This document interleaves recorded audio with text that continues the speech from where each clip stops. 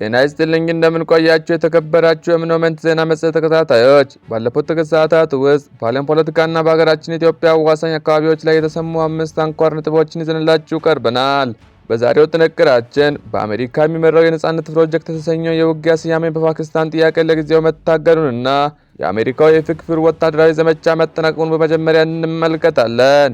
በመቀጠል እስራኤል በአሜሪካና በኢራን መካከል የሚደረገው ድርድር የኒውክሌር ስጋቷን ከግምት ውስጥ አላስገባም በሚል ያቀረበችውን ጠንካራ ተቃውሞ የምንዳስስ ይሆናል። እንዲሁም በደቡብ ሊባኖስ እስራኤል የምታካሂደው ከባድ ጥቃት የሀገሪቱ 10 በመቶ የሚሆነው መሬት መውደሙንና በሚሊዮን የሚቆጠሩ ዜጎች መፈናቀላቸውን በጥልቀት እንመለከታለን። ከዚህም በተጨማሪም የሊቢያ የነዳጅ ሀብት በሆርሙዝ ወሽመጥ ቀውስ ምክንያት ለተፈጠረው የዓለም አቀፍ የኤነርጂ እጥረት እንደ ዋነኛ አማራጭ መታየቱንና የዓለም ሀያላን አይኖች ወደ ሊቢያ መዞሩን የምንዳስስ ይሆናል። በመጨረሻም በሱዳንና በኢትዮጵያ መካከል የተፈጠረው ዲፕሎማሲያዊ ውጥረት ማርከሩን ተከትሎ ሱዳን በአዲስ አበባ የሚገኘውን አምባሳደሯን ለምክክር መጥራቷን በዝርዝር እንመለከታለን። መረጃዎችን የማቀርብላችሁ እኔ ምናሴ ነኝ። ፈጣን ገለልተኛና ታማኝ የሆኑ ዓለም አቀፍ ዜናዎችን የምናቀርብበት ምኖመንት የዩቲዩብ ቻናላችን ነው።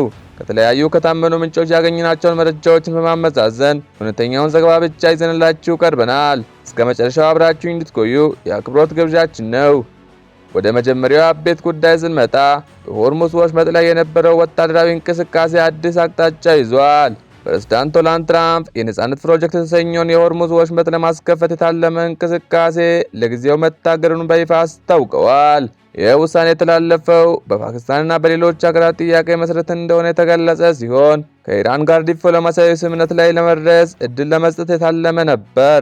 በሌላ በኩል ኦፕሬሽን ኤፒክ ፊውሪ የተሰኘው ወታደራዊ ዘመቻ የተቀመጠለትን ግብ በማሳካቱ ግዳጁ መጠናቀቁ ተገልጿል። ይሁን እንጂ በኢራን ወደቦች ላይ የተጣለው የባህር ላይ እገዳ አሁንም በሙሉ ኃይሉ ቀጥሏል። ወደ ሁለተኛው ነጥባችን ስንሸጋገር እስራኤል በአሜሪካና በኢራን መካከል የሚደረገው ንግግር ላይ ያላትን ቅሬታ ገልጻለች። የእስራኤል ባለስልጣናት ዋይት ሃውስ ከኢራን ጋር የሚያደርገው ድርድር የእስራኤልን የህልውና ስጋት የሆነውን የኒውክሌር ኃይል ችላ ብሏል በሚል ተቃውሟቸውን እያሰሙ ይገኛሉ።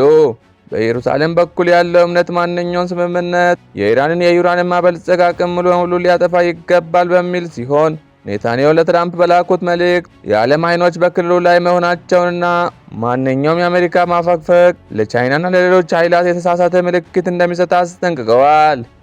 ወደ ሶስተኛው አቤት ጉዳይ ስንመጣ የሊባኖስ ሰብአዊ እልቂት አሳሳቢ ደረጃ ላይ ደርሷል።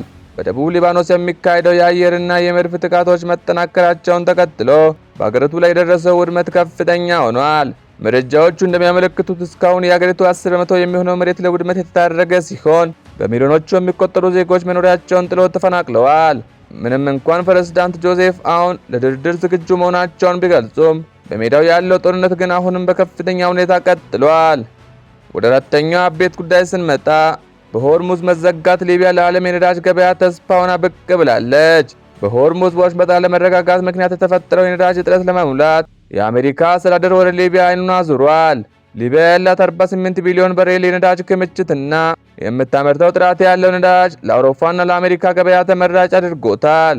የትራምፕ አስተዳደር በሊቢያ ያለውን የፖለቲካ ልዩነት በማጥበብ የነዳጅ ምርቱ በከፍተኛ ሁኔታ እንዲጨምር ለማድረግ ዲፕሎማሲያዊ ጥረት እየጀመሩ ይገኛሉ። ወደ መጨረሻው ጉዳያችን ስንመጣ በጎረቤታችን ሱዳንና በኢትዮጵያ መካከል ያለው ግንኙነት መሻከሩ ተሰምቷል። የሱዳን ውጭ ጉዳይ ሚኒስትር ኢትዮጵያ በሱዳን ላይ ጥቃት ፈጽማለች በሚል የሰነዘሩት ክስ ምክንያት በአዲስ አበባ የሚገኘውን አምባሳደሩን ለምክክር መጥራቱ ተገልጿል።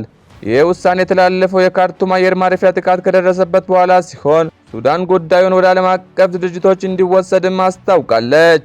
የኢትዮጵያ ውጭ ጉዳይ ሚኒስቴር በበኩሉ የቀረበበትን ክስ ውድቅ በማድረግ የሁለቱ ሀገራት ህዝቦች ታሪካዊ ወዳጅነት ተጠናክሮ እንደሚቀጥል ገልጸዋል።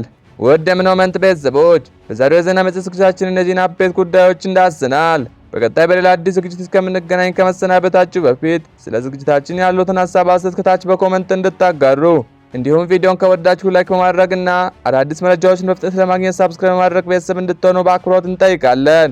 ሰላም ለሀገራችን፣ ሰላም ለዓለም። በቀጣይ መረጃ እስከምንገናኝ ቸር ይቆዩ።